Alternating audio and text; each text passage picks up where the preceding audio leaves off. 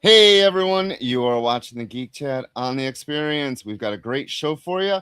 We've got some movies to talk about, some cartoons to talk about, some comic books to talk about, and a giveaway. Woo, that's a lot. So stay tuned. We'll get started.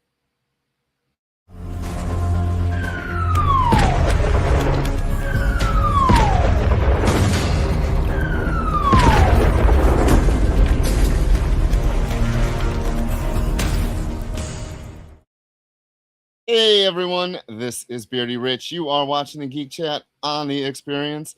We've been gone for a couple weeks, but we are back. We are going to be starting our new bi-weekly schedule and kind of a new format in a way. We're not changing too much, but we're going to be talking about some comic books, some new number ones, not really new, but new ones we wanted to talk about. And we have Supergirl to talk about. Des and I went and saw it last Thursday. That's why we were not on. We've got My Adventures with Superman. We've got X-Men 97. Oh my God, I can't wait to talk about that. And then we're going to be changing things up in the third section. We're going to be giving you some recommendations on what we think you should be reading. Something new. Hey, Angel Heart, Kelly, unknown, thank you. Is the new so as you can notice, I'm alone right now. Desmond is running late. So if you live in San Francisco or if you're visiting and you don't have a car and you rely on public transportation, you're going to be late because no matter what they say, we have some of the worst public transportation. Like it runs late and Muni time is a real thing. You will go down in the underground and it will be, so it's 5:33 and they're going to say next train in 3 minutes. And that 3 minutes is actually Muni time 10 minutes. The bus lines are crazy here. So he was taking Bart from the city to his home and Bart was running late, of course. So he is on his way home. We've been texting each other. I said, home yet? He said, almost, but no. So he will join us as soon as he can. Hey, Kenneth, welcome in. And to everyone, be sure to like, share, and subscribe and let your friends know we are on. Yes, Kyle. For those of you reading Dungeon Crawler Carl, Des is currently living book 3, aka the Iron Tangle. He's stuck on a train and has to kill a bunch of people in order to get to where he needs to go. Oh my. Yeah, Des isn't a killer. He'd more cuddle them to death instead of in that book it would still work. Oh, good. I feel like, so it was funny on Jen's show, y'all were talking about Dungeon, what's it called? Dungeon Crawler Carl. Dungeon Crawler Carl. This sounds like a book Des and I need to review because it's getting high praise everywhere. So we might have to. It's the best fiction I've read in the last 5 years. Wow. Yeah, I mean, now that's the novels. I have not really dove into the webtoon / graphic novel to see how good the adaptation is. Hey, Rick, but the actual prose books are, if Hitchhiker's Guide to the Galaxy is my favorite books ever written, it's Dungeon Crawler Carl is second. So it started out as a series of books. Mm-hmm. Oh, how long? How long's it been out? 2020. Oh, not that long. And yeah, and the 8th book just came out. Wow. And then how many 2 more graphic novels are there? Are they single issues? So okay, this ought to get a good rich reaction. Everybody's, hold on. They did the free comic book day issue, which is the issue 0. Then they dropped the graphic novel. Okay. Then they dropped issue 1, which is the same as the issue 0 free comic book day issue, and is the same as the beginning of the graphic novel. So they're trying to double dip. Quadruple dip at this point, because they're going back to another printing with more variants. Oh, and they did a Kickstarter for it as well. See, there is that's a little greedy, but that's just me. I mean, it is the most popular. It is the most popular non-spicy book on the market in the world. All right. So So them trying to capitalize, but like, bruh. yeah, yeah. Okay, we'll have to take a look in the next upcoming weeks. We'll have to get our hands on some to see what this is all about. Hey, Easy Reader. Yeah, Des is on a train going home. But for everyone here, we do have a giveaway. We are back. We have a great giveaway. I It is by Peach Momoko. She's an amazing artist, and it's Shaolin Cowboy Staying AI Live. Don't know what it's all about. Didn't read it yet. Hey, Paul. But this is the 1 in 25 by Peach Momoko. It could be yours free if you put in hashtag or pound sign, because we're old, pound sign Geek Chat down in the comments. We will be doing the So drawing for this later. Yes. this is a book about how the Shaolin Cowboy essentially is trying to defeat a Terminator, Oh, but it's AI. oh, cool. I actually Yeah, love his art. The art in this has always been amazing. it's Jeff We Darrow doing Jeff Darrow as well as yeah. Jeff Darrow has ever Jeff Darrowed. Yeah, yeah. But looks great. When he sent it to me, he was like, "Do you like it?" I'm like, "No, I hate it. It's ugly. I would love this cover, but I can't get it." So one of you all are going to get this great comic, and then you can read it and let us know what you thought of it. So hey, John, welcome in. Thanks for putting in the hashtag Geek Chat in the comments to win this. And just remember, if you've won in the last 30 days, which we only had one show in the last 30 days, so if you weren't the winner, you are up for this. So I might as well do this. I was going to do this at the end, but I got in some books that I'm excited to talk about because I'm excited to read them. This is one of DC Finest. It's their new printing that they're doing. It's from 70 and 71. It's The Fourth World by Jack Kirby. I grew up and I didn't much care for Jack Kirby's art. But then somewhere along the line, I think it was when he did Superpowers. When he did the Superpowers book, I was all about that art. And I went back and I've been rereading some of these, but it's nice that DC is collecting these. And I mean, it's just straight up Jack Kirby and the New Gods. And I love the New Gods. And it collects a whole bunch of stuff. So that's one. The next one I am excited to read. This has been getting a lot of hoopla on the internet the last couple of weeks. Well, last week, actually. It is John Byrne's X-Men Elsewhen. This is volume 1. It's going to be 3 volumes. And it's John Byrne goodness. So let's see if I can find a great page. And this is the era of the X books that I absolutely love. So we've got some great John Byrne art. Don't know what the story's about. I know nothing. I do know it sold out instantly. It had to go to a second printing. There's some hoopla over gatekeeping, which is I'm not going to go into, but whatever. Hey, Bob, welcome in. Then, yes, Kyle. Well, no, there was also some like interesting debate about when is it fan fiction, when is it not? Right. Because technically, John Byrne wrote and did all of this when he wasn't working for Marvel. He just did it. Yeah. So, is it technically fan fiction if one of the greatest creators to ever work on a series creates more of that series, even if he's not being paid to? I'm going to say yes, it was fan fiction until it got printed and then it turned into an actual publication. That's how I'm going to But think. it's Abrams and not Marvel, which is a whole other kit and caboodle, isn't it? Right. And the fact it sold out. I mean, Marvel hasn't had a sellout in a long time. Well, Easy that's reader. fair. I got halfway through Elsewhen. It brought back memories. I can't wait to read it. The earlier stuff, and I can't wait to talk about X-Men 97 because I have a lot of thoughts about it, including this era that John Byrne wrote or drew, and then the new stuff. So, but the last book, this This I can remember. I bought all these when it came out. This is the Legends Omnibus.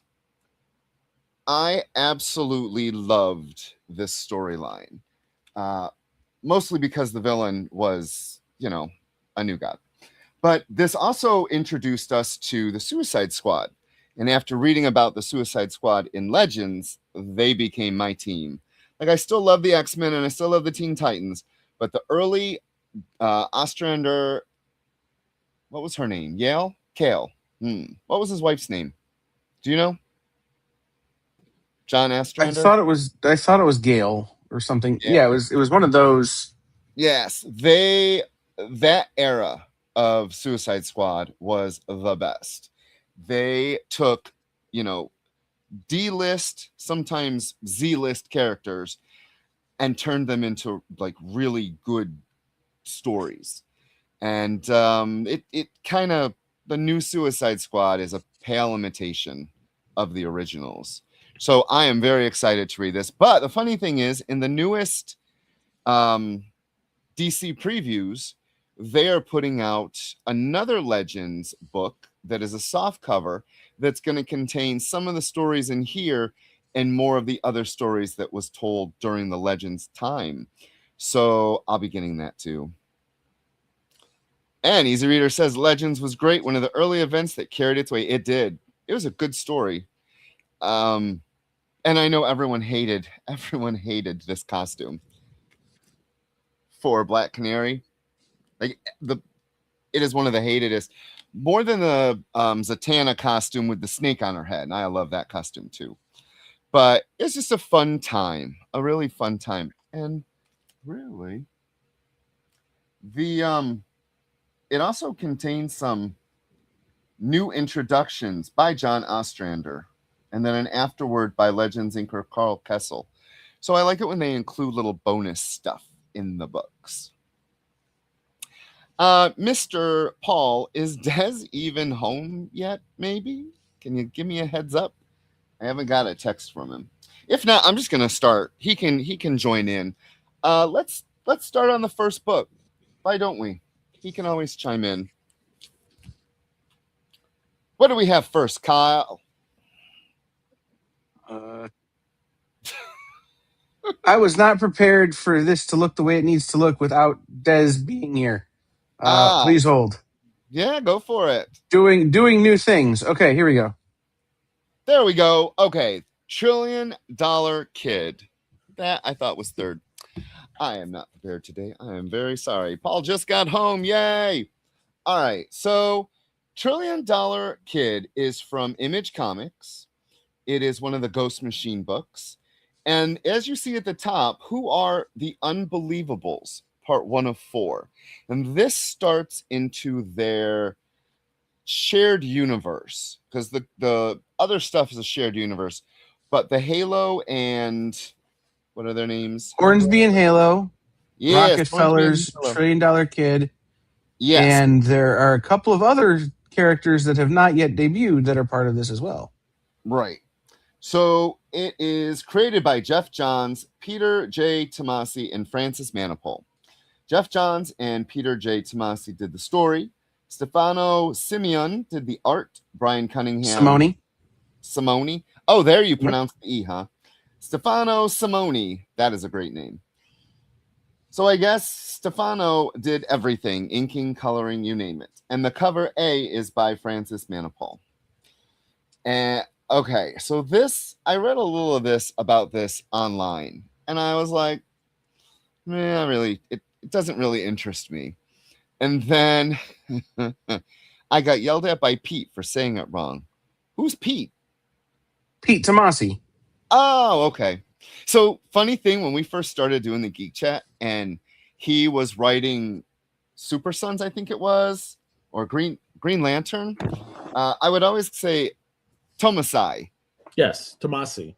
And we learned it was Tomasi. So hello, welcome in. Hi, welcome. Sorry everybody that I'm late, but work be working my nerves. So but I'm here, and I was listening to my co-host talk about comics, and I appreciate it. Thank you so much for holding it down while I was gone. I just did what I was going to do at the end and the beginning. It still worked. I know, and I'll do my stuff at the end. So, well, that's not all. I got more. I'm sure you do. I'm sure you do. He refused to let me know what exactly he was going to talk about. So, yep. So this should be very interesting because I have no idea. So you have no idea. I don't know what you're talking about either. Well, I would have told you, but you want to be all secretive and stuff, and I'm like, okay. Yes. So, did you got a chance to read this? Yes, of course. And were you like, why did you pick this? I didn't pick this. This was something that we just said. You probably said, why the hell did you pick this? Oh, I said, why did you pick this? Yeah. I mean, I don't know. Sometimes your taste can vary, and sometimes it's great for you to throw a curveball at me every now and again. And this is definitely a curveball. A lot of words, which is great. You know, I really felt like you got your money's worth when you sat down to read the book. I thought the artwork was okay. You know, it definitely had a youthful vibe to it because it is about a kid. Although I do wish that the artwork was a little bit more a little tighter in some spots. The art was very inconsistent. Yeah.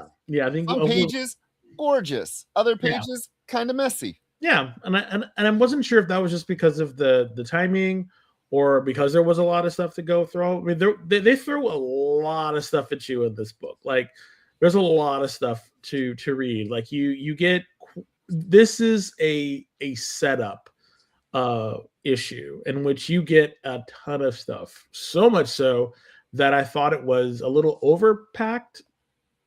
You know, because you get to meet this kid's rival, you get to meet his family, his adopted parents, his family, his family, and you get to see like his robot, and he's a trillionaire, you know. And I thought it was really fun to have a trillionaire who was not a complete and utter ass, so that was good. So everybody just know that trillionaires are your friends too.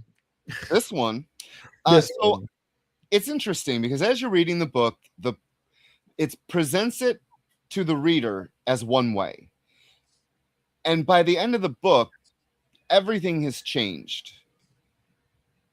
Introducing the mystery, which made me actually be like, oh, I kind of want to read this now. But here's the thing. I am taking yours. I don't know if I want to read this monthly. I think this story, for me, is going to read better collected.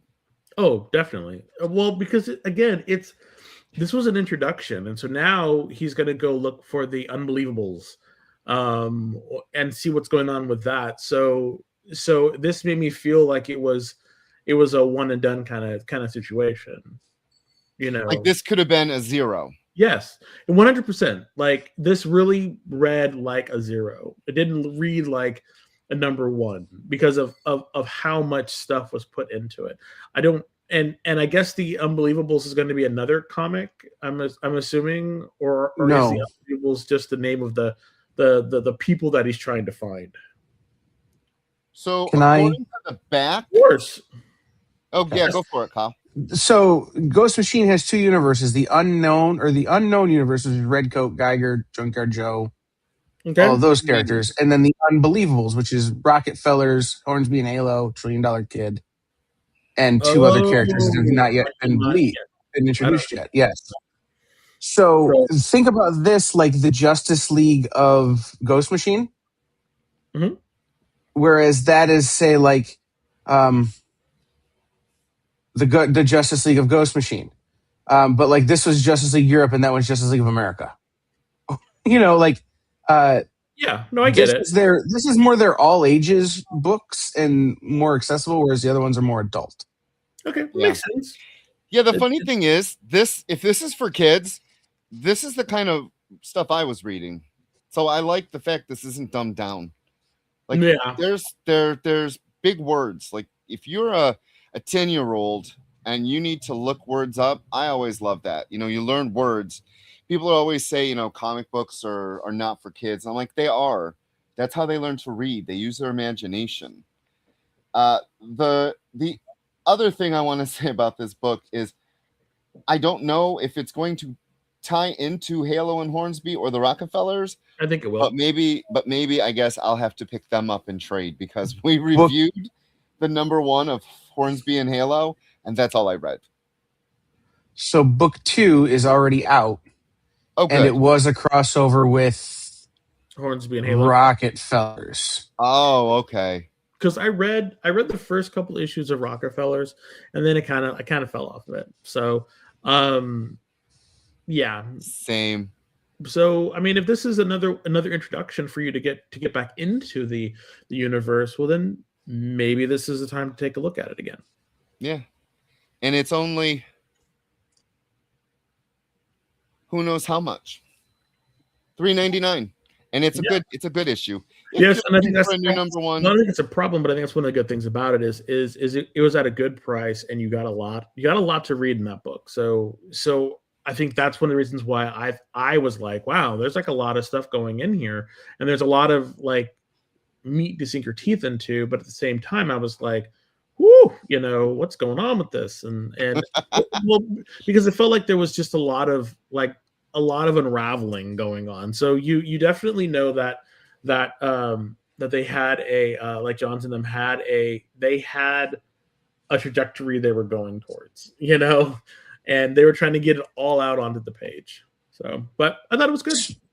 So I'll shut up after this, but this particular book, I've read all 4 parts of Who Are the Unbelievables. Oh, really? And several of the next issues in each of the series that tie into it. And here's what I will say. If you are not into Rockefellers or Hornsby and Halo, try just the Unbelievables books and $1 Trillion Kid and go from there. Trade might be the best way to read it, but they have this universe plotted out 2 years from now still. Wow. That's great. Like they're introducing a lot of stuff over the next couple of years to keep this interesting, and they've done the work to be ready for it in a way that like only the guy who made Green Lantern relevant again could do. And that's always the thing. Like that's always the thing. Certain writers always get like, I don't want to say a pass, but they always get like a glance from me. And Johns is one of those people because of how much I liked his JSA, because of how much I liked what he did with Green Lantern.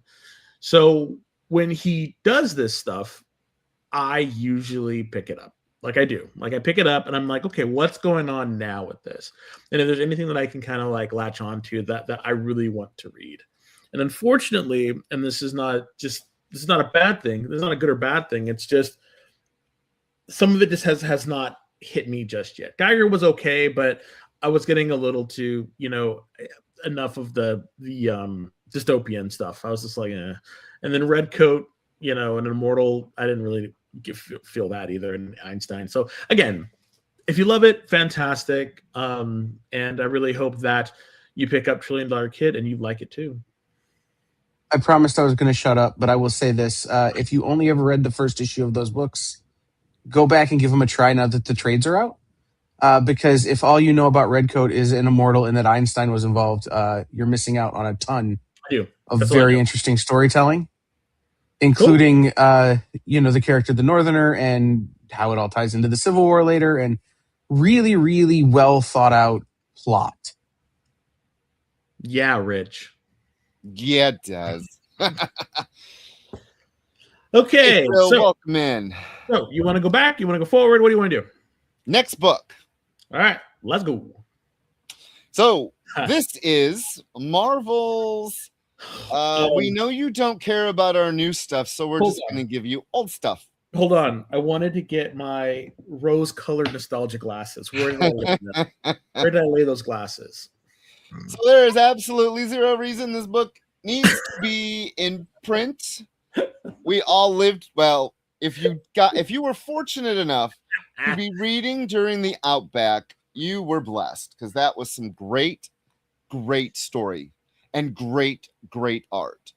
But because Marvel's X books are flopping, they're like, hey, hey, let's do an Outback and let's get Steve Orlando to write it. Because you know Yeah. what? He writes everything now. Yeah. Let's And put a pretty cover on it and go for by it. Russell Dodderman, it will sell. And it So, did. and I Steve bought it. Orlando did the writing. Steven Segovia did the art. Alex Sinclair was the color artist. And VC's Joe Sabino was the letterer. And that cover, magnificent cover, God, I wish he would do interiors, was Actually, done by Russell Dodderman and Matthew Wilson. And then there were a bunch of variants because, Marvel. Okay. Yes, you have thoughts. The only thoughts that I had were like, this is 100% nostalgia bait. 100%. We know that. Let's just put that on the table. Boom, it's nostalgia bait. I'm happy they chose Steve Orlando to do it, because I think Steve Orlando understood the assignment. He understood, hey, we're going to talk about X-Men. We're going to try to do a little tease, about X-Men, the animated series, because if you notice at the beginning, previously, the X-Men, and I was like, okay, so he's obviously trying to place it in the past by making us think about the X-Men in the 90s, show and all that other stuff. So for that, I was like, okay. And then the whole thing was basically, for lack of better words, a paint by numbers kind of thing that you would see from a nostalgia book. Okay. And that's not to say that it's good or bad. Like I said before, it's just it felt like everything in that first issue was about setting the tone of what the 90s Outback X-Men were about. You had the weird love triangle. They were fighting each other. They actually had a fight, and Longshot was in the middle. You had the despondent, Peter doing his stuff. You had, Havoc not wanting to be there, just being completely like introverted. Not well, Peter was the introvert, but Scott, or just being not Scott, Alex just being a complete asshole. And then you had Storm and Wolverine kind of like working on whatever's going on with them, the goddess and the animal sort of situation. And then Psylocke's just kind of there because, hey, she's Psylocke and she needs to do something. So when I was reading it, it very much like put me in that scenario, or in that sort of like simulation, for lack of a better word, of the 90s when I was reading it. So for that, I say Orlando did a really good job of putting us back there in that sort of, in that timeline. So kudos for him. The rest of the story itself, though, not. I was kind of like it was great seeing Sabretooth. It was great seeing Sabretooth and Wolverine. It was great seeing Wolverine not be able to control his berserker rage. The fight between him and the dogs, them and all, and everybody was really fun. It was a fun issue, but it did not. Yes, I think Rich's biggest thing is like why did this does not need to exist? And no, it doesn't. Did it scratch a particular itch for me? Well, not really. But I think this is one of those. This is going to sound so bad, but I think it's one of those like made for TV movies. You just kind of like, you sit down and you kind of jump into it and you leave. Like, I think 100% though that this would read better as a trade. And the reason why it would read better as a trade 100% is because you get to be in that nostalgia, in that simulation, in that mindset for a much longer time. Reading it for like 20 issues or whatever, I just wasn't enough. And for me, there's nothing really pulling me back to it, because at the end of the day, we all know they survive. We all know what happens. So, and the fact that they're like the next issue is they're in the Reaver hideout, and we're going to be exploring the Reaver hideout, and like if something attacks them in the Reaver hideout, it's like, okay, cool, but I don't need to see that. I don't need to see the. Do you remember when these were? Do you remember when these were X-Men Classic? Yes. Okay, like, why don't they just bring that back? instead of doing this stuff, just bring back, seriously, Marvel, bring back X-Men Classic. Tell your not your Elseworld, but tell your like little individual stories in there instead of doing a number one or throwing like this and that into it. Just make it X-Men Classic. Let's go back to that. If you really want to nostalgia bait people, do that. Do that. And I think it would be a lot better received than this, because I know you're chasing the number ones, but this is planted firmly in the classic X-Men type story. How about you, buddy?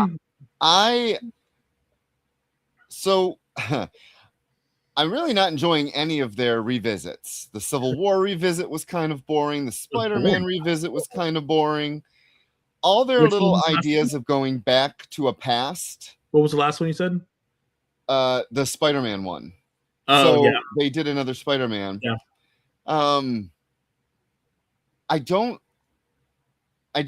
want to be negative about this, but this just shows the lack of creativity on Marvel's end to give us something new. And again, I mentioned this earlier, I will be talking about that when we talk about X-Men 97. X-Men 97 made me feel something, because we hit pause a lot because I kept hitting pause. Like, oh my God, that's this, there's this, and that's this, and this. And oh my God, those costumes, that was from X Factor. Like, oh my God, I went nuts. When I read this book, I remember reading this, but better. Like, I remember when, so the issue was Peter was painting Betsy and she had her top off. And into the room comes flying Rogue and Dazzler fighting over like everything I've already read is here. And I don't really know why. Like, I did not, reading this gave me that little like, ooh, I remember this, but I remember it the first time. Hey, Hydrosylum. Hey, Eddie. Hey, Triple B. Welcome in. Glad you guys could join us. Yes, thank you for coming back. It's been a while, and we missed you. I don't know if reading this really made me want to continue it, because I've been there, done that. Now, the one thing I did enjoy the Wolverine Sabretooth, because since they killed Sabretooth, Wolverine is kind of, it was nice to see those two. Yeah. But my thought was like, okay, what's going to happen? He knows where they are, and nowhere in the whole time that they were in the Outback did Sabretooth show up. So I'm glad Steve Orlando at least wrote that, tying that up in a little bow. Yeah, with Betsy. With Betsy. And it just shows Betsy's more hardened tone. But I don't know if Steve Orlando actually read any of the older X-Men when it was Betsy without armor up against Sabretooth in the mansion, and she managed to survive. So that's already happened. So I don't really know if her little speech while she was, butterflying him held any weight, because it really didn't. I just think there were some ideas in here, but I would not recommend this unless, of course, you've never read the Outback and you're interested in the Outback. Then I would say pick it up, or just pick up one of the Outback books, because they're collected. I would say pick this up as a trade. I think this will be a fine standalone book. We'll do that. Yeah, we'll get it as a trade and read it. Yeah, for people to put it on their, for people, seriously, I think it's one of those things that for people like us, we'll look at it, we'll see it at a comic book store, and on a rack or something, or in a thing, and we'll see the spine, and we'll say, someone will say Outback, because they missed it, because they don't actually collect floppies anymore, and someone will say, I missed, what is that? And they're going to pick it up. They're going to be like, this is X-Men in the Outback. What is this? And they might pick it up for like $17.99. So I think that's the ultimate, way that this is going to spread. So one of the books that I didn't find in time, it's somewhere around this apartment. This week, the Mutant Massacre collection came in, and it's just of the X books. It's not the whole crossover. Flipping through that was just heaven. I can't wait to sit and reread that. But again, the time periods that Marvel is putting out, I'm amazed we don't have a, hey, let's go back to the Mutant Massacre and tell some unknown stories about that. God. I hope they don't. No, Eddie, you did not miss our Supergirl talk. Nope, that's coming up shortly. Yeah. All right, so this book, wait for maybe trade. wait for the trade. Now, the next book will be leading into our TV movie section, but the next book we're going to review is X-Men 97 Season 2, Number 1. And this is a prequel of sorts to the X-Men 97 Season 2, which debuted on Disney Plus last night with three episodes. Really and what? We're only going to talk about the first one. I was able to finish the other two. Well, I'm going to spoil something for you because I have to. Hey, spoilers. So this was written by Steve Fox. Salva Espin did the art. Matt Miller did the coloring. And Vicis Josebino did the lettering. He's getting around. Yeah, real quick. That cover. Want to say the art from the last issue was really good, though. I liked it. Oh, in the Outback? Yeah, I liked it. That was fine. Well, yeah, it was Segovia. I love his art. Exactly. The cover here, the main cover was by Todd Yuck and Rachel Rosenberg. And then Marvel had a butt ton of variant covers for this book. Oh my God. Yeah, but I picked up the Todd Yuck cover. Yes. Yeah. Same. I had to. I had to. I love it. Fantastic. So last one. What'd you think? So I liked this. Like, I read it and I was like, I like it because, again, when you're talking about nostalgia, the ultimate nostalgia bait is this. This, actually, which is going to be a mix of the cartoon and, like, the comic books, because you got to have mutants, and they're doing it right. They're using actual mutants from the history. So in the first couple pages, we get Rusty and Skids. Oh, tragic love story between them. Love it. I could talk about these two the entire rest of the show. I'm not gonna though. You also get some spoilers for the TV show, including X Factor, which we see, Cable, which we see. Interesting though was the mini formation of X-Force. Yeah. In this comic book. I think they're from the future. Nope. You got to watch episode 2. God darn it. Including in this shows, which is weird. I don't know if they're going to, but spoilers, Exodus shows up at the end. So I'm very curious if we're going to get Exodus in the in the cartoon. So for me, I had a hard time getting through this. Why? Well, the first thing was the art. I think the art was just okay. Like, I think they did that on purpose to make it look like a cartoon. Yeah. But I gotta say, Todd Yuck's art would have been more if he'd have did it cartoonish accurate than Espin. Espin's art is fine, but I do think that he modified his style to be more cartoony. Yeah, this is why I think Knock would have been so much of a better choice for this book.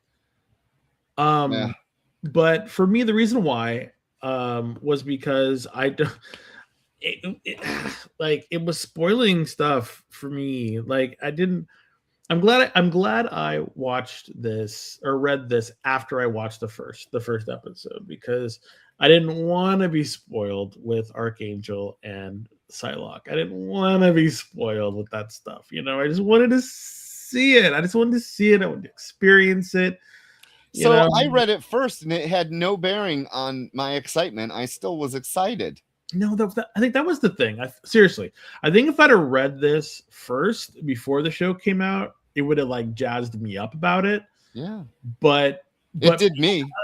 But because I read it after, I was like, no, I don't want to read. Like, I don't want to read the rest of this series as a prequel, because I'm actually reading it now. I read number 2 today for this book. I read it And oh my god, I think they're Firestorm? doing it, huh? Is that Firestorm? No, it's Polaris and Iceman. Oh god, I thought it was Sunfire. Or I thought it was. Sorry, her hair is so like poofy, and I didn't realize the thing on her forehead. Sorry, I didn't realize that. This is the animation variant that I picked for it because, like, come on, I love her. Sorry, girl, he gay. I love her. Okay, so hey, Super Zax. I'm gonna spoil something. Everyone, if you're watching the season 2, you need to watch every intro. Do not skip the intro. Yeah, every intro has been different. That's the first. That was how they did the first one too. Yes. Well, the intro for number 2 is so freaking awesome. Like I really want to spoil it, but I almost sent you this clip, and I'm glad I didn't because you didn't watch it. People that have watched it, I was on the edge of my chair screaming at the TV for the episode 2 intro. We might as well just roll into it. So hold on. Easy Reader.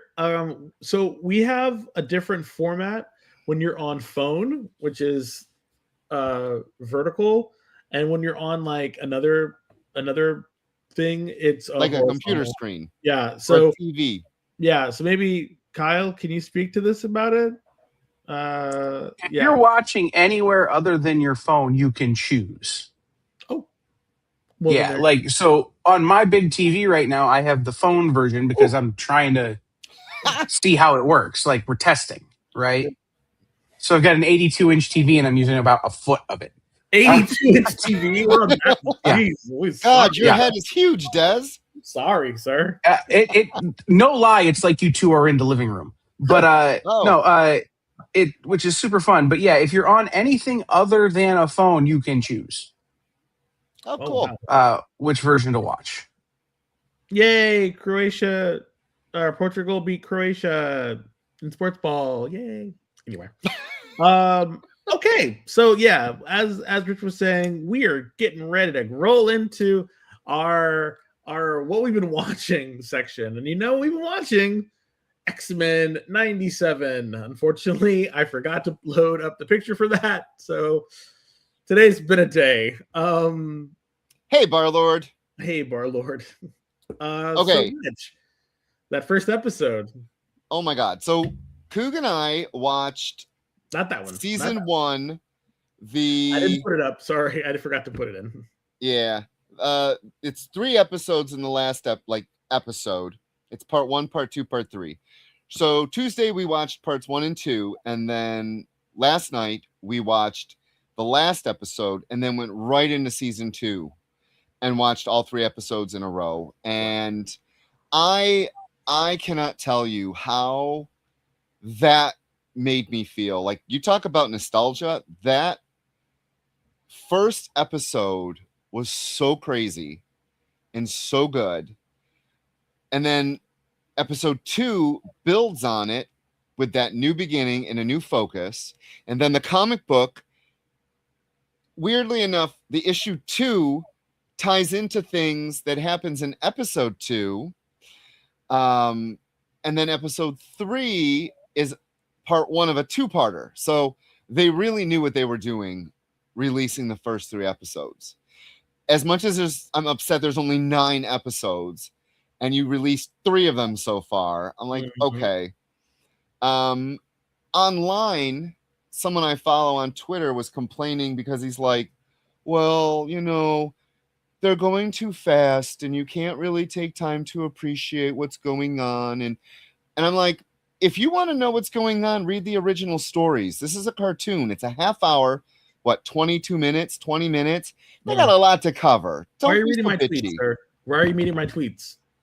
Because I feel that way sometimes. But again, it's a 22 minute cartoon, and they're covering like 20 years of comic books. I get that. Give them a better budget. Give them a bigger budget. I thought we were gonna stay in the future a little bit more. I really like seeing, Mother Scott or Rachel. I like seeing her. And I liked, and that was Gates McFadden, by the way. Like Paul immediately recognized her voice and was like, "Oh my god, I was right." And I'm like, "What?" It's like that voice, like, and he's like, "It's Gates McFadden." And I'm like, "Oh, it is." So I want to give credit to the writers because there were little things in each episode that were nods. If you've been reading the comics, the fact that she was upside down doing her meditation, that is what Cable did when Cable. There was a run. I want to say it was by Ladron.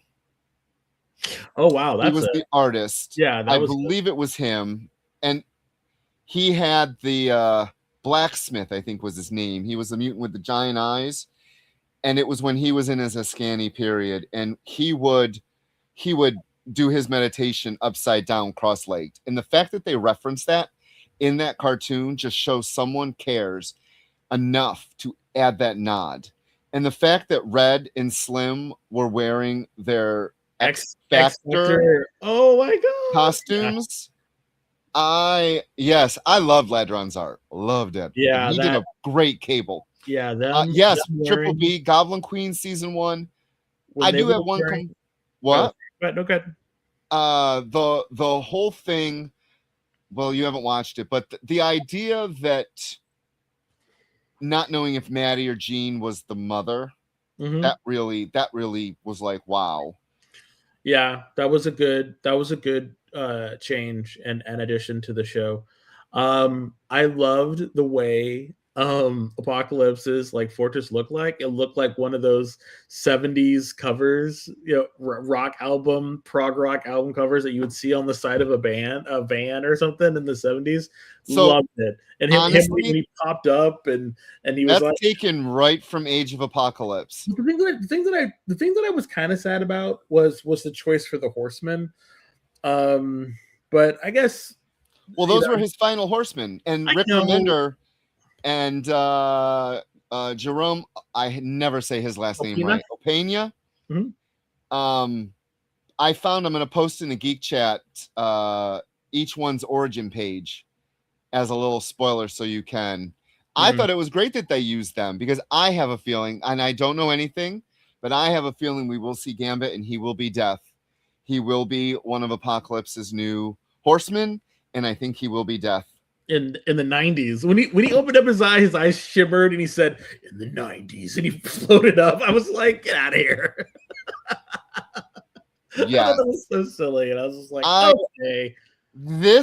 okay. So my biggest issue is that this really made me both angry and sad watching this cartoon, because the X-Men used to be top selling, top artists, great writers, great storylines, shared universe, and the one thing Storm likes to say, they're a family. The new books, I don't like my head that big. The new books are terrible, and it really just made me long for good X-Men writing, art, stories, everything. Yeah. And the other thing is, I actually read pretty much every issue that they are referencing in this cartoon, and it just brings me such joy to watch and revisit those great stories. Oh yeah, I mean, Paul and I are gonna binge them, and Paul was like, "It's so cute to have Paul ask me, who's that or what's going on, blah blah blah," and I get to like tell him and then like enlighten him about the stuff that's going on, and I every now and then I'll squee like, "Oh my god, there's that," or "Oh my god, who's that?" And I'll be like, "That's really kind of cool and that's fun."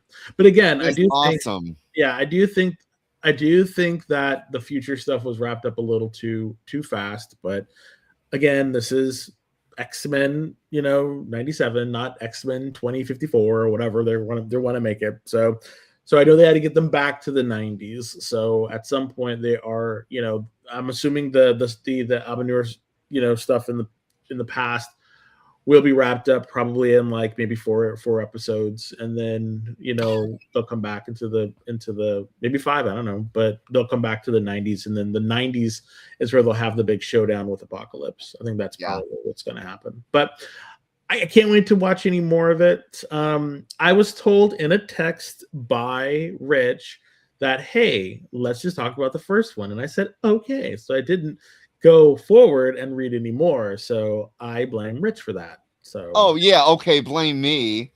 you said, hey. No, I just wanted to make sure you could at least watch one, because I'm just gonna spill your tea. Someone hasn't even finished Spider Noir. I was like, have you finished that yet? No. Have you done this one? Have you watched Adventures of Superman? No. No. Hey, I'm like, I'm all caught up on that one though. oh, you are now. Yes, because we're going to talk about it. But why don't we take a break real quick though? And we can just power through the last one. So why don't we take a break? And when we come we're taking a break in 9 minutes. You want to take? Well, I figure that's. I mean, and because we could talk about Supergirl when we come back. We can talk about Supergirl, then go into My Adventures of Superman and the cartoons. I think that would probably be that way. You have a little bit of rest. Give you a rest for a minute, and then we can chat, because I need something to drink. I'm thirsty, so because I just literally got off the train, got in the car, came here, and got right on. So. Oh my God, Jay, don't even, because you know that's what he said at the theater. Of course, Coog had to be like, justice for Streaky, and that does off. Oh, justice for Streaky, that damn dog. All right, let's save it. Let's just save it for when we come back. So we'll be back in maybe like a minute or two. I'm sure Kyle has fantastical, magical commercials for you. So please stay tuned, and we'll be right back. You're giving me too much credit. Twitch, it's not just what happens when you have too many energy drinks anymore. Check out our content over there too.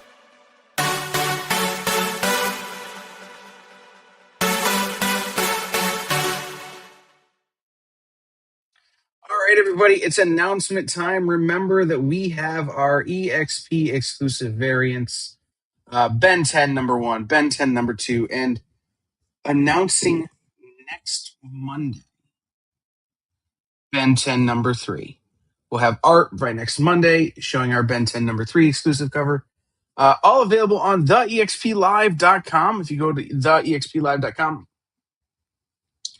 and click on shop, you will be able to pick up your Ben 10 exclusives from the EXP Live. These are selling out quickly, though, in that we're getting down to like less than half of the print run still left. So if you're into it, get on it. So do that. And then tune in next Monday to Rex's show, Comic Collectibles, on Monday, where we will hopefully be able to drop the cover art for our Ben 10 number 3 variant. So there's that. Cool. Did you know that Arthur, King of the Britons, in Monty Python and the Holy Grail was played by a famous Graham? Check out another famous Graham by following our Instagram.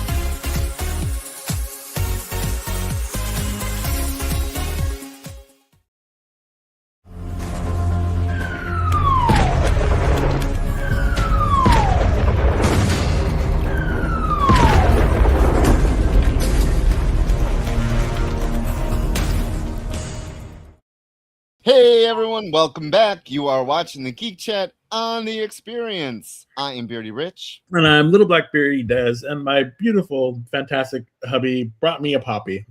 Oh, it's a periodic soda, so it keeps me regular. No. So we have a giveaway today. Yes. As we do when we are here. And this is the Shaolin Cowboy staying AI live. It is the 1 in 25 Peach Momoko. It is gorgeous. It's a very weird. Jeff Darrow is a fantastic artist, fantastic storyteller. He is just one of my favorite artists of all time, and one of my favorite just creators. He's just fantastic, and the art on this is just beautiful. There was another 1 in 15, but I couldn't share it with you all. It was a Daniel Warren Johnson, and it is amazing as well. So I got you this one, but I had to keep that one for myself, so I'm sorry. I want it so bad, Jay, but I can't have this one. No, he cannot. Hey, Roger, welcome in. No. So, Eddie, be sure to put hashtag Geek Chat. and you could win this. And like Rich was saying earlier, we haven't been in a while, so everyone can win. So who won 2 weeks ago or 3 weeks ago? The last show we had. Space Case Collectibles won. So Space Case, unfortunately, you are not up for this, but everyone else in the chat is. And we want to give it to you, because if not, I would actually keep this one. Sorry. So yes, hashtag Geek Chat in the Woolly Wop comment section, whatever you want to call it. Please put it down there below, and we can get that out there to you. Hey, Coog, will you do me a favor? Go to YouTube and put hashtag. Hey, no significant others. Damn. All right. So that's funny. Last Thursday, we met up at our local AMC, and we went in a theater, and for the very first time, we experienced a movie that you see on the sides of the building or the room. Oh, it was the weirdest thing. Yeah, it expands out. It expands out. So we're all like doing this. We're just like, so Kelly, we're all doing this. We're like, what the hell? It doesn't take away. And if something is happening on the screen, it's it focuses on the screen. But for widescreen in like space and like the cantina, the bar, sorry, it expands out. It was really cool, and we are all going to see Spider-Man in that too. So, oh my god.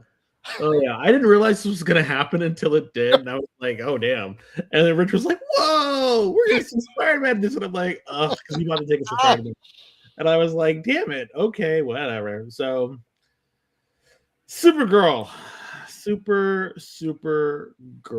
First and foremost, solid C. You call it super failure? No, I was gonna say Supergirl, and it's a solid C. It was a solid C movie. Okay. And before I defend it, which I'm going to do, I'm just going to let you know now, I'm going to defend it from Rich and the other naysayers. I was entertained. He liked it. When it was over, he's like, I liked it. I like that better than Superman. I was like, did say that, did we just watch the same movie? I did say that. I will fess up to it. When I saw it, I said, yeah, this might be better than. No, I didn't even say might be. I said this is better than. You Superman. said this is better. I think this is better than Superman. I came out of it and I was like, Now, after some time thinking about it and really digesting the movie, I think that it is on par with Superman. Maybe slightly a little no, even on par. And in some instances and some thoughts, depending on the way the breeze blows, I might even be better that day. I'm thinking, for me, I enjoyed her character. I know people are calling her like a spoiled girl or super spoiled girl or whatever, and I liked the two versions of this symbol of hope. And I liked Superman's, who was bright, cheery, farm boy, this and that, never knew what happened on Krypton, never knew what, all of that. And then you have Supergirl, whose family, which I thought was fantastic, that Argo City, her father decided to put a dome over it and fling it up. And that's where they lived for the 15 years before the kryptonite poisoning started to kill them all. And I was like, okay. I felt her story was a bit more grounded and a lot more real than Superman's. Not to say that it's bad. I just liked her. I liked her origin story. And if you noticed, which I thought was really kind of interesting, is they doubled down on Jor-El's thoughts about Superman going and becoming a god, the conqueror. Yeah. Well, but I think it was more so in a way of them like, you'll be super powerful. show them the way, so it changes the thought a little bit about what happened. And then you have Kara's father saying, be kind, be gentle. And so they're completely opposite about the messaging that their parents gave them. And I thought that was very interesting as well. Now for that portion of the movie, I was locked in. I was locked on her mission. I was locked on who she was doing and what she was doing. Even the little girl, whose family was killed, and she was on a revenge plot. They're two meeting together and then going forward. Like I got the story. I got what it was going. I did not like that damn dog. I did not like it. I did not like that was the catalyst for her story. I thought it was dumb. I do not like that dog. I think that was one of the weakest things about the dog. And having the dog be so germane to her plot and her character development was just so annoying. It was so annoying to me. It should have been the girl. It should have been helping her, because she lost her family, due to circumstance. This girl lost her family due to violence. And I thought her connecting with her on that level would have been a lot better. And I don't hate puppies. I just hate Crypto. And I especially hate Crypto. Well, I hate that version of Crypto. I think that dog is not very that cute. It should have been Streaky. But again, people don't like cats like that. And if you try to kill a cat, people would have been a lot less, oh my God, the cat's dying. But whatever. So for me, I didn't like that. Everyone's complaining about the villain was generic, blah, blah, blah. The story wasn't about the villain, okay? That's no. About it. You're talking about the motorcycle riders from Weird Science. Again, the villain was not the focal point, because if it had been anyone that you recognize, you would have been pissed, because that's what Marvel does. Marvel will put a fantastical character villain and then massacre them because they only want them for one movie. I'd rather it be some no-name character. That way she can get, her get through her emotional baggage before she fights Mongol, before she fights Darkseid, before she fights a real opponent. Let her, evolve from that, crappy ass character that she has to fight in this movie.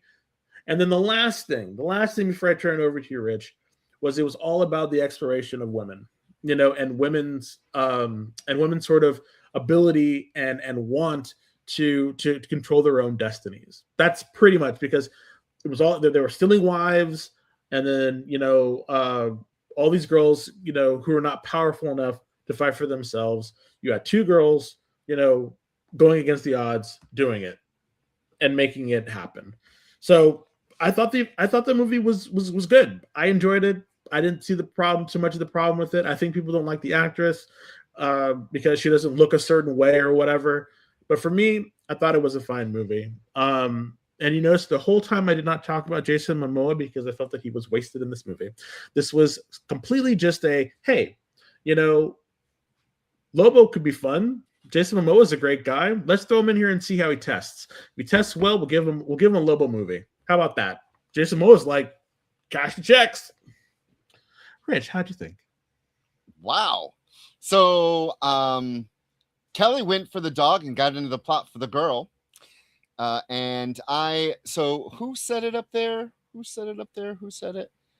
What? It was Kyle said I hate puppies? No. Oh. Eddie has watched Superman at least 10 times. So there's only a couple movies that I have seen that many times. Clue is one of them because I love that movie. Weird Science is one of them because I love that movie.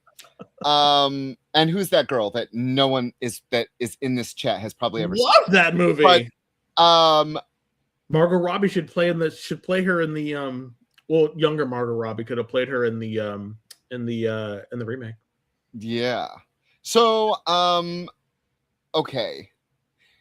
We have a friend, Terry. I was walking home yesterday, and I'm about a block from my apartment, and I run into her, and she's like, "Hey," and I'm like, "Hey," and she says, "So was it as bad as everyone says?" And I said, "No." I said, you really have to go into this," because she was really excited to see this. But some of the complaints I had was people saying, well, no one knows who Supergirl is, so why would this do well? And I said, Terry, CW had it was CBS, and then CW had Supergirl for how many seasons? At least 5. That does not fly with me. The public does. It's not like they don't know who she is. I find that excuse to be lacking any kind of weight, because you know who Supergirl is. She's in cartoons. She's been in many TV shows. It was many seasons, not many shows. I don't believe that at all. Mm-hmm. And Terry was like, well, how was the story? And I said, it's a thin plot. Dog gets hurt. She has to go save it. Meets this girl. Okay. I didn't hate this movie. It was a movie. I don't need to see it again. I don't. The best part of the movie for me was the sides. I was more excited about seeing things on the side of the theater. I thought Lobo, like you said, I have to agree. For me, Lobo was in the movie for 10 minutes. He did ooh, and the end. Like it was his whole reason to be there was to get one of the biker gang. That was his only reason. It was a bounty. So he is in the same bar as the girls, and then he shows up. Now, did he call her tits? Tits. Or with a T or a D with a T? Because people online was saying, wait a minute, Eddie, hold up, everyone. You've never heard of Supergirl, Mr. Eddie? Ever? Wow. I'm sorry. I do have to admit, though, I really loved the Supergirl with Helen Slater. I thought that was really funny. Now, that's a movie right there you should watch. Because what's her name? The woman? Was it Redgrave? Whoever the villain was, Selena, that villain, she is just eating the scenery in that one. That movie is terrible, but it's so good. So I'm going to make an admission to everyone here on live TV, and that will be on the internet forever. I've never seen Supergirl. You never seen that? Oh my God. You really should watch it. It is. You want to know what's funny? The campiest thing. Coog's never seen it either. We're like, yeah, we get to see. We watched the honest trailer that came out about Supergirl, and it was really funny to watch. But we were like, thank you. Yeah, but Triple B, your daughter's 10. That's okay. I don't know. Yeah, I'm glad your daughter loved it. Yes. Faye Dunaway. I watched Faye Dunaway. Thank you. That's Faye Dunaway. I watched Triple B's review of Supergirl, and I looked at Coog and I went, "Uh-oh." Yeah, I hope he's not watching. The two of them together, though, Faye Dunaway and her Major Doma was just hilarious. They were like these two, I thought they were lesbians until it all came down to I think they were supposed to be. That's what honest trailers kind of alluded to. I don't know. Alluded to. Okay, so back to the movie. Back to the movie. I have my complaints, as I do every time something comes on and they want to be original. This is based off a graphic novel that Tom King wrote, that the writer of this movie didn't understand the ending of the book, didn't even bother asking. And then I got a complaint. If Tom King read the script, wouldn't he have said, hey, this didn't happen in the book? I don't know. I don't want to read too far into it. But this was based on a graphic novel that I have not read. Got it. It's sitting right over there. Just haven't picked it up. You don't like Supergirl. Huh? Because you don't like Supergirl. No, honestly, I don't care for the art in the book. I'm not. Really? I'm not a fan of that artist. So my complaint's always, why do we need generic villains? And yeah, you didn't want to focus on whoever, but DC's been around for a very long time. You're telling me they couldn't come up with a different villain? Hey, but then again, you have to go back. What? Comments. This character was from an Elseworld somewhere. It was from the book. Someone said Ravager Necromonger, weird choice since the actor actually looks like Krim. Oh, never mind. Krim for the comics, but it's Krim, a one-off villain in an Elseworld story. Did it make his fan unhappy? So yeah, maybe he's from the book that we haven't read. He is. There you go. He's the villain in it. There you go. So I was happy that they at least kept one alien race true, which were the hijackers, the three women. They're actual DC They were property. Cool. But otherwise nothing else was. That's always my problem. But see, for me, it just keeps clicking. My complaints about the movie were because it's based on a book. It's not based on a larger DC narrative. The actress was fine, girl power, woo. The other girl was unlikable. I do not like children in movies or TV. I'm not a fan of them. She was just, every problem is because children are stupid. And once again, she can't stay where she's told to sit still. You go, and it's not because of Kara that the parents and that lady died. It was because of the stupid girl. And when she's like, it's your fault. No, it was your fault. So, yeah, I could go on and on. Moving right along. Jeez, you killed them. Anyway, all righty. So it was fine. I don't know why I can't get my here we go. It wouldn't work. So, but that's a really good segue to people not dying in my adventures with Superman. And as you can see, I chose this one because one, it was one of the best pictures online, and two, that's Hank Henshaw, and Hank Henshaw is the main baddie right now in the series. This cartoon is amazing and so much better than both the Superman movie and the Supergirl movie. If you're not watching this, you are missing out. I prefer this version of Kara over the other version of Kara. Okay, but one thing I will say, and when we were watching this, I looked over at Paul and I said, there's one thing, even though this is a cartoon for, the children, how the hell does nobody not know that Kara and Clark are not like, they do know that she's Supergirl because she literally does not hide it. Why is she hanging around with these three people? Like, these are the worst journalists ever. Seriously. Yes, okay. You got to really have a little suspension of belief in this cartoon. Because it really doesn't make sense that Jimmy is Superman's pal and he's always hanging around with Clark and Supergirl and Lois Lane, and we all know Lois Lane is interviewing Superman. Like, yes, the logic of this does not make sense. And you know what? But I will say, Jay, you gotta watch it because the second episode. Wait, which was what was the latest episode? 3 or 4? 3. I haven't watched 4 yet. 4 came out Sunday, and I haven't watched it yet. Okay, then 4 has a really great surprise ending. 3 had Giganta in it. That was my God. Can I just tell you, I knew exactly who that was when she said her name was Doris with that great costume. The look, yes. Yeah. Oh my God. It really ticks me off because this show is much like Absolute Superman. And I'm going to say this is why. Both are using other people's villains.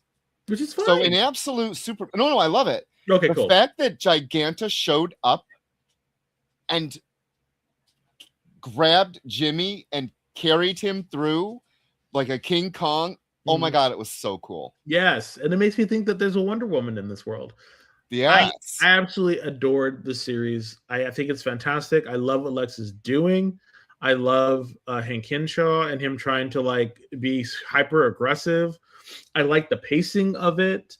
I do think that Jimmy is really selling himself too short with the whole him and Kara angle. I think it's fantastic that they are trying to might be an item, but might not be an item. I think their whole dynamic is great.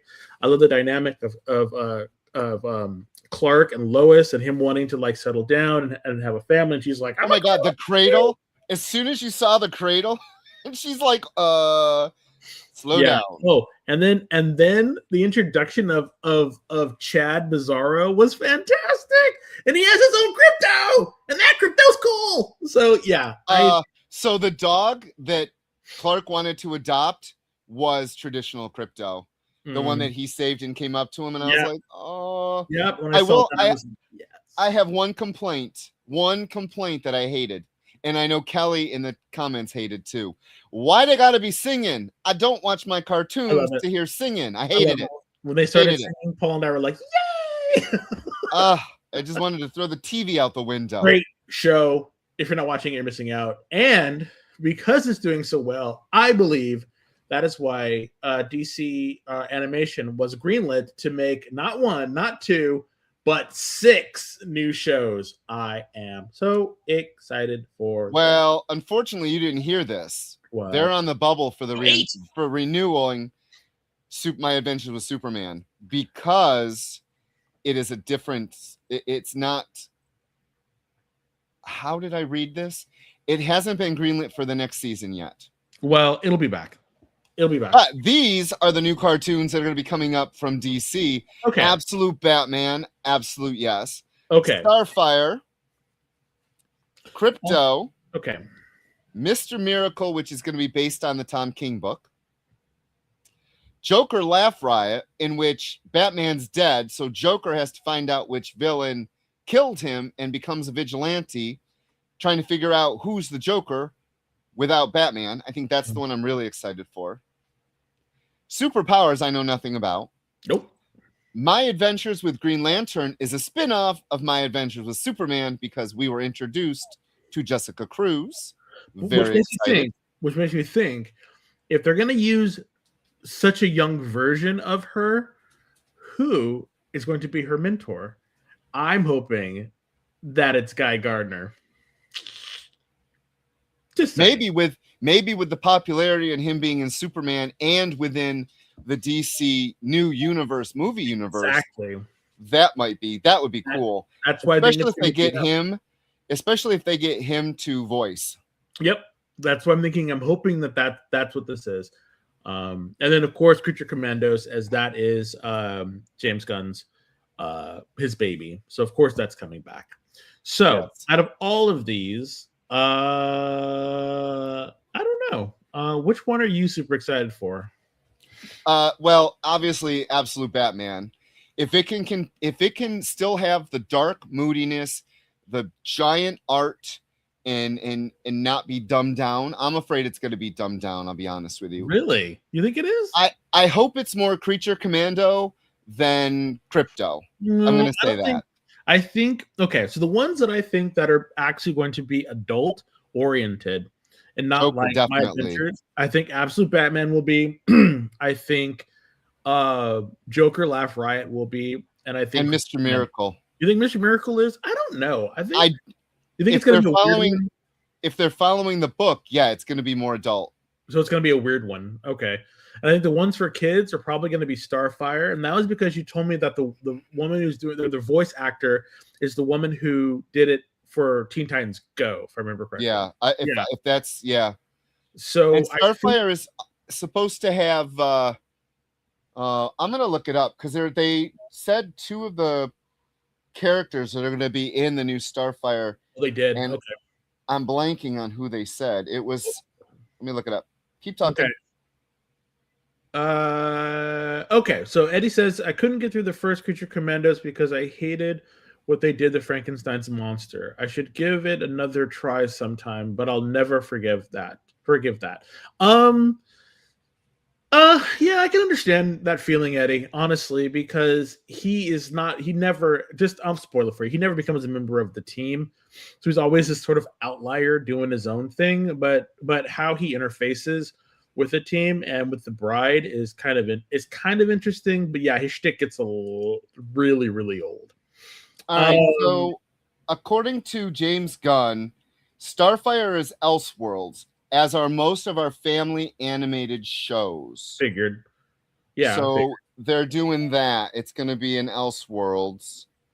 And so the younger ones are My Adventures with the Green Lantern and DC Superpowers. So yeah, those are all going to be younger skewed. I'm assuming And crypto too, right? I can't imagine crypto. probably, Yeah. yeah, he doesn't talk about crypto here. Oh. So in it, it's going to focus on the origin story of the Teen Titans. I don't understand that. Following her adventures as she finds a spaceship on her home planet of Tamaran and uses it to explore the stars. Crush, so Lobo's daughter, is going to be in it. Oh, wow. Some woman named Fern who loves plants, and then they're bringing in Amethyst, Princess Amethyst That's of cool. Gem World. Wouldn't mind seeing more of Amethyst. Yeah, Okay. so that's exciting. Let's go. I mean, and it was confirmed, I guess, that the Mr. Miracle will be adult animated. Thanks, Hydra, for letting us know that. So there you go. So we have Absolute Batman, Mr. Miracle, Joker, and Creature Commandos as your 4 adult-oriented. And then you have Starfire, Crypto, Superpowers, and My Adventures with Green Lantern to be your more kiddie-friendly type stuff.